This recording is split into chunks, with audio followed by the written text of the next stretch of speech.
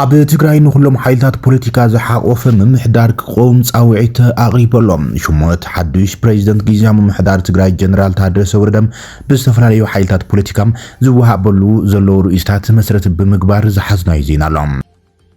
ነበር ኢታማጆር ሹም ሓይልታት ምክልኻል ኢትዮጵያ ሌተናል ጀነራል ጻድቃን ገብረትንሳኤ ጣዕሱ በሃገራዊ ቴሌቪዥን ኢትዮጵያ ገሊጾሎም እቲ ጀነራል ኣብ ጉዳይም ኤርትራ ብጉያት ዝበሎም ውሳነታት ህወሓት ይህወደግን መሰረት ብምግባር ዝበሎ ኣዘራራቢ ቃል ምሕትቱን ብዝርዝር ሒዝና ኣለና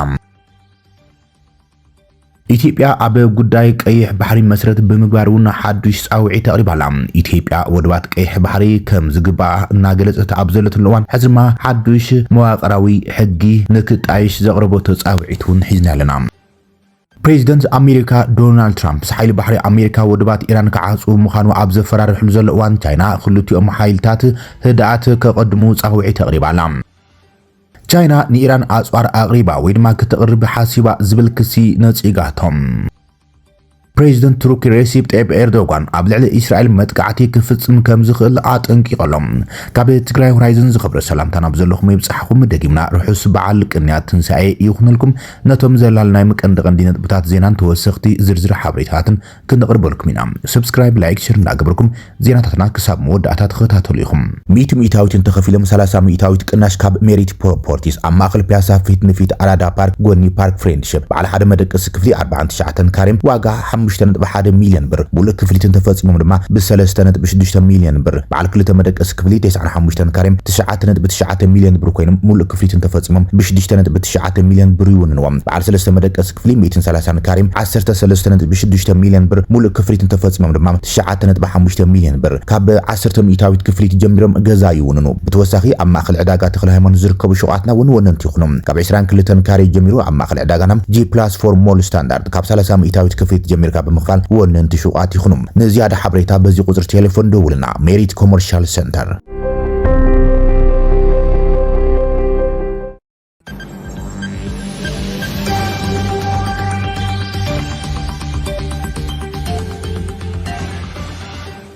ኣብ ትግራይ ንኩሎም ሓይልታት ፖለቲካ ዝሓቆፈ ምምሕዳር ክቆም ጻውዒት ቀሪቦም ምንዋሕ ጊዜያዊ ምምሕዳር ትግራይ ጸገማት ኣይፈትሕን ይብሉ ተናሓናሕቲ ውድባት ትግራይ ኣብ ክልል ትግራይ ዝንቀሳቐሱ ተናሓናሕቲ ሓይልታት ፖለቲካ ዕድመ ጊዜያዊ ምምሕዳር ብሓደ ዓመት ምንውሖም ኣብቲ ክልል ዘሎ ፖለቲካዊ ቁጠባውን ማሕበራውን ቅልውላባት ብመሰረት ከም ዘይፈትሕ ገሊጾም ዘሎም እተን ውድባት ንኣሃዱ ሬድዮ ኣብ ዝሃቦ ቃል ምሕተት እቲ ምምሕዳር ኣብ ዝሓለፈ ዓመት ዘመዝገቦ ኣፈጻጽማ ድኹም ስለ ዝነበረም ዕድሚኡ ዝተናውሕሉ ኣገባብ ተቐባልነት ዘይብሉ ምዃኑ ዝገልጻ ሓላፊ ርክብ ህዝብን መንግስትን ሳልሳይ ወያነ ትግራይ ኣቶ ብርሃነ ኣጽብሃ ኣብ መንጎ ህወሓትን ጊዜያዊ ምምሕዳርን ዘሎ ኣፋላይ ጸገማት እቲ ክልል ናይ ምፍታሕ ዕድል ኣዝዩ ጸቢብ ይገብሮ ከም ዘሎ ይገሊጾም እቲ ምምሕዳር ዝሓለፈ ዓመት ዝኾነ ዝጭበጥ ለውጢ ከምጽ ዘይምዃኑ ዝጠቐሰ ኣቶ ብርሃነ እቲ ምንዋሕ ዕድመ መሰረታዊ ሕቶታት ህዝቢ ትግራይ ከም ዘይመልስ ገሊጾሎም ኣብ ወንበር ሰልፊ ትንሳኤ ኣቶ ደገፉ ጎድፋይ ብወገኖም ዕድመ ጊዜያዊ ምምሕዳር ትግራይ ምንዋሕ መፍትሒ ኣይኮነን ኢሎም ኣብ ትግራይ ዝረኣዩ ዘሎ ጸገማት ንምፍታሕ ሓይልታት ፖለቲካ ምሁራት ሲቪል ማሕበራትን ዘጠቓለለም ንኹሉ ዝሓቁፍ ጊዜያዊ መንግስቲ ክጣይሽም ኣተሓሳሲቡ ዘሎም ህዝባዊ ፍቃድ ዘለዎ መንግስቲ ንምቋም ዘኽእል መሰጋገሪ ሕጊ ድማ ክቆም ጸዊዕሎም ሓላፊ ኮሙኒኬሽን ውድብ ዲሞክራሲያዊ ስምረት ትግራይ ኣቶ ሓለፎም ንርአ ብወገኖም ጊዜያዊ ምምሕዳር ስልጣን ንዕጡቓት ሓይልታት ኣረኪቡ ከም ዘሎ ብምግላጽ ጸገማት ትግራይ ንምፍታሕ ዓቕሚ የብሉን ኢሎም ይኹን እምበር ኣብ ትግራይ ዘሎ ህልው ኩነታት ኣብ ግምት ብምእታው እቲ ብፌደራል መንግስቲ ዝወሰነ ውሳነ ግቡእ እዩ ዝበለ እቲ ሓላፊ ነቶም ሕዚ ዘለዉ መራሕቲ ንምትካእ ካልኦትን ተመርጾም እቲ ክልል ናብ ዝዓመቆ ቅልዋው ክጥሕል ከም ዝኽእል ይስክፍቱ ገሊጾም እቶም ውድባት ኣብ ትግራይ ዘላቂ ሰላምን ምርግጋዕን ምርግጋጽ ኩሎም ውድባት ዘሳተፍ ፖለቲካዊ ዘተም ክካይዶም ጻውዒት ተቕሪቦም ጊዜያዊ ምምሕዳር ትግራይ ኣብ ዝተረፈ ናይ ስልጣን ግዚኦም መሰረታዊ ድሌታት ህዝቢ ድማ ቀዳምነት ክህብ ከም ዘለዎም ኣተሓሳሲቦም ዘሎም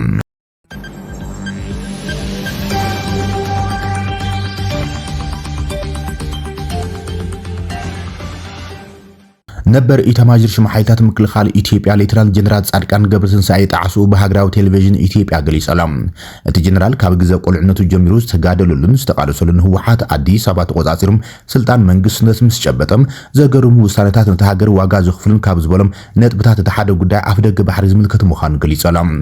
እቲ ጀነራል እታ ንዘመናት ኣብ ማያት ቀይሕ ባሕሪ ሽማ ዝጥቀስ ኢትዮጵያ ይህወደግ ስልጣን ምስ ተቆጻጸረም ብጂኦግራፊውን ዓባይ ዝኾነት ሃገር ሓንቲ ወደብ እኳ ዘይብላም ክትኸውን ቀይርዋ እዩ ዝበለ ኮይኖም እዚ ድማ ንዓለም ለኻውያን ሕግታት እውን ዝጻረር ከም ዝኾነ ተዛሪቡ ዘሎ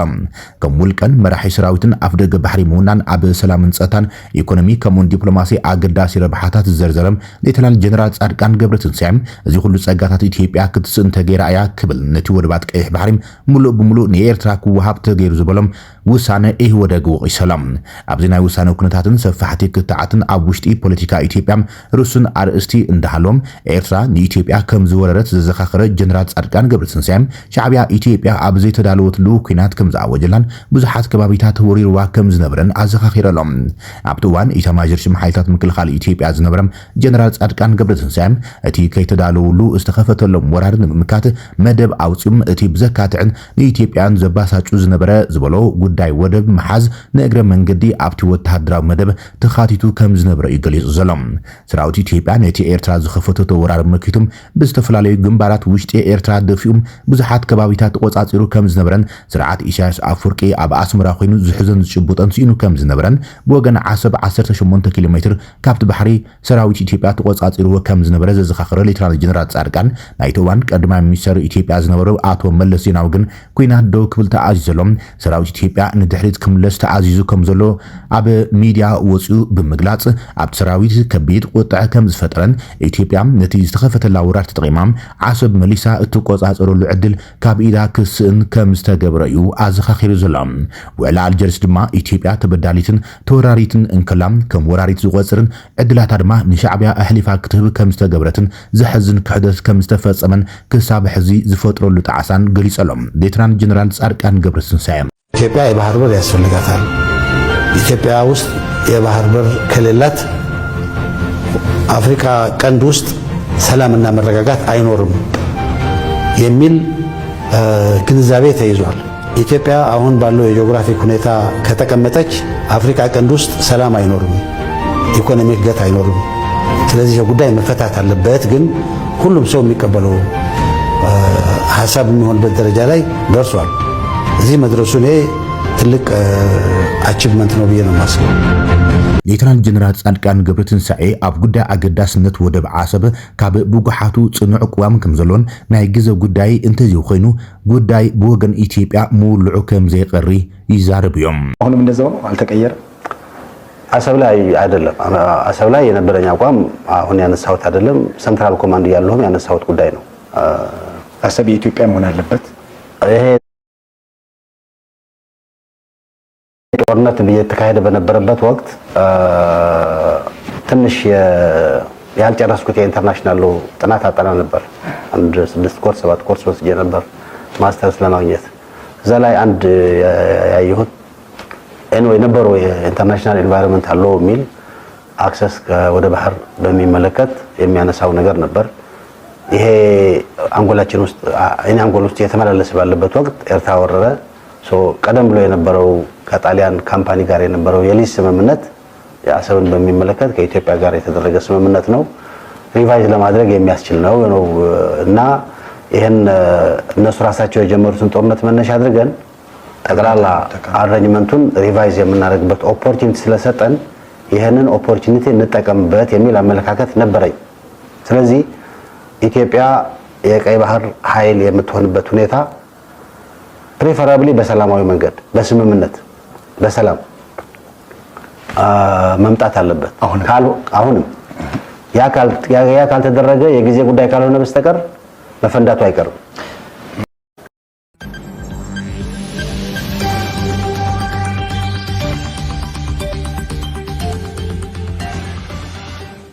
እዚ ከም ዝሉን ኮሎ ድማ ኢትዮጵያ ኣብ ጉዳያት ቀይሕ ባሕሪ ሓዱሽ ጻውዒት ተቕሪባላ። ሕጋዊ ቅርጺ ቀይሕ ባሕሪ ተሳትፎ ናይተን ኣፍደገ ባሕሪ ዘይብለን ሃገራት ክረጋገጽ ኣለዎ ዝብል መርገጺ ከም ዘለዋ ኢንስቲትዩት ጉዳያት ወጻኢ ኢትዮጵያ ኣፍሊጦሎም። ሕጋዊ ቅርጺ ቀይሕ ባሕርን ወሽመጥ ዓደንን ረብሓን ተሳትፎን ባሕሪ ዘለዎን ሃገራት ይኹን ዘይብለን ሃገራት ከረጋግጽ ከም ዘሎም ኢንስቲትዩት ጉዳያት ወጻኢ ኢትዮጵያ ተሓሳሲቦሎም። እቲ ኢንስቲትዩት ኣብቲ ዞባ ዘሎ ሰብ ስራሕ ምፍላይን ምግላልን ኣረኣያታት ክእለዉ ከም ዘሎም ንኩሎም መዳርክቲ ኣካላት ዘጠቃለለም ስርዓት ምሕደራ ባሕሪ ክቆሙ ይጸውዖም። ዋና ዳይሬክተር ናይቲ ኢንስቲትዩት ኣቶ ጀፋር በድሩ ከም ዘሎም ካንሸሎ ባሕሪ ባብ ኤልመንደብ ኣካል ወተሃደራዊ ስትራቴጂ ህጉራውያን ሓይልታት ብምዃኖም ነቲ ዞባ ጂኦፖለቲካዊ ቅልውላዋት ቁጠባዊ ዘይምርግጋዓትን ዘቃልዑ ከም ዝኾነ ገሊፆም ሰላምን ምርግጋዕን ቀይሕ ባሕሪ ንኢትዮጵያ ናይ ኢኮኖሚ ድሕነትን ህልውናን ጉዳይ ምዃኑም እቲ ዋና ዳይሬክተር ኣስሚሩሎም ኢትዮጵያ ነቲ ክልል ብሃይማኖታዊ ብሄራዊ ወይ ድማ ብመስመር ማይ ንምክፋል ዝግበሩ ጻዕርታት ንባር ሰላም ኣየምፅን ኢሎም የግዳስ ሓዱሽ ናይ ተስፋ ዘመን ንምፍጣር ሓበራዊ ረብሓ ዘረጋግፅን ስትራቴጂካዊ ጽልኢ ዘወግድን ምስራሕ የድሊ ኢሎም እዚ ጻውዕት እዚ ብሚኒስትር ጉዳያት ወጻኢ ኮሌጅ ኩናት ሰራዊት ምክልኻል ኢንስቲትዩት ስትራቴጂካዊ መጽናዕትን ኣብ ዝተዳለዎም ራብዓይ ዓመታዊ መድረኽ ዝተገበረ መደረ እዮም ኣብቲ መድረኽ ዝቐረቡ ናይ ፖሊሲ ለበዋታት ኢትዮጵያ ወጻኢ ፖሊሲን ስትራቴጂ ዞባዊ ምትሕባርን ኣብ ምቕራጽ ልዑል ተራ ክጻወቱ ተጽቢት ይግበር ተባሂሎም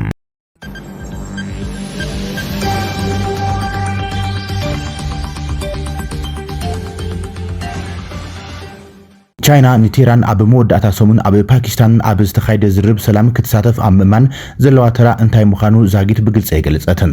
ቤጂንግ እቲ ኩናት ክውዳእ ከም ትደሊም ዘጠራጥር ኣይኮነን እዮም ቻይና ንዳድ ኢራን ስለ ዝደለየ ጥራይ ዘይኮነ ኣብ ማእከላይ ምብራቕ ዝካየድ ዘሎ ኩናት ክውዳእ ከም ትደልያ ትገልጽ ኢራን ንቻይና ካብ ዘልያ ዘይተጻሪ ንዳዲም 13 ሚእታዊ ጥራይ እያ ተቕርበላ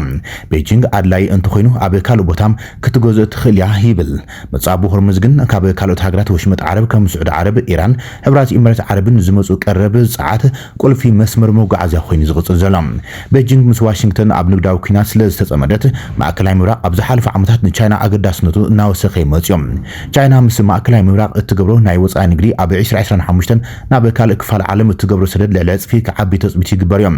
أبزيو تحق إن يارب حتشاينا دماز غمات وطبعا ببزحي أبي مشات فرياتها نابي حقرات عالم زتوكرو خوينم عالماو زي مرقاع بيجينج كبيد حدا قايد السعبلام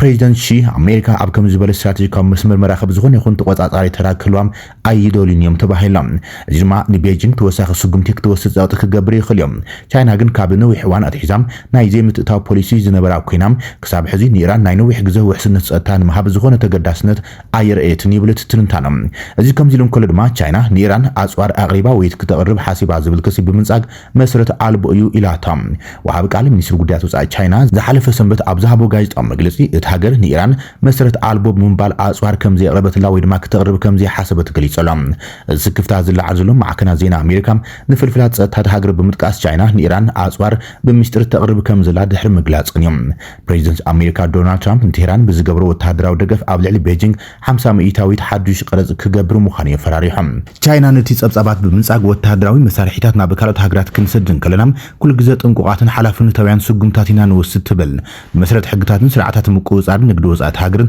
اهغراوي قديتاتن صنع قصر نغبر لنا كتب لها غليص ازلام وهاب قال منيستر غدات وصاي تشاينا غو جاكون اب معلتاوي غايص مغلصي مسرت زيبل كستات وي متسار زيبلهم حبريتات ننصقيلهم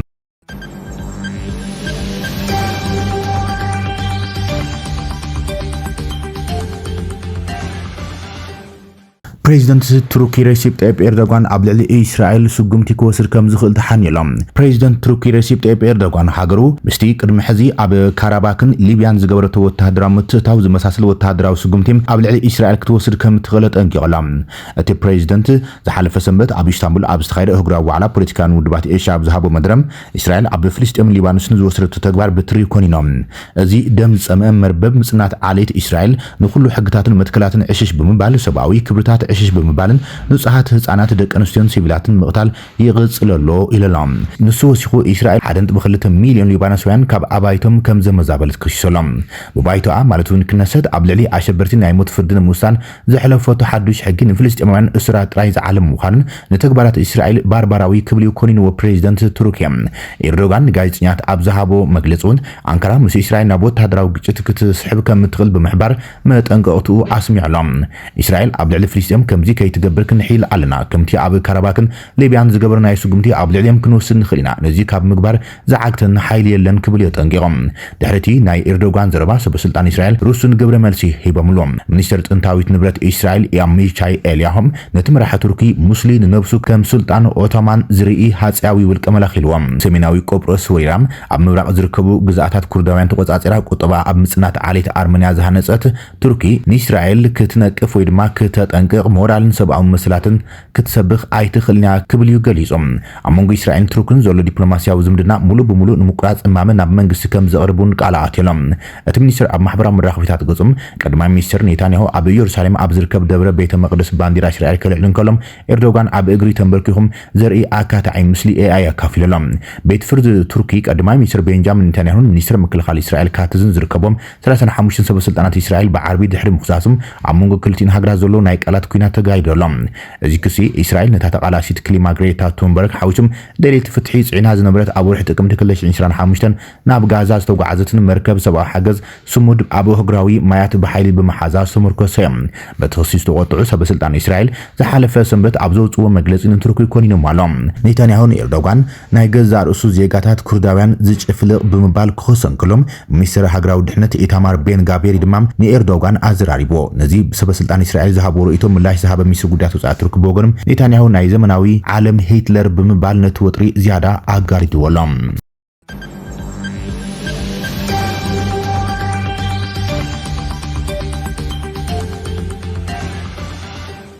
ክብራትን ፍትዋትን ተኸታተልቲ ዜናታትና ናይ ሰዓት ዝበልናይ ሓደሽቲ ምዕባለታትን እዋናዊ ዜናታትን ኣብዛዚምና ኣለና ንምክትታልኩም ነመስግን ሰላም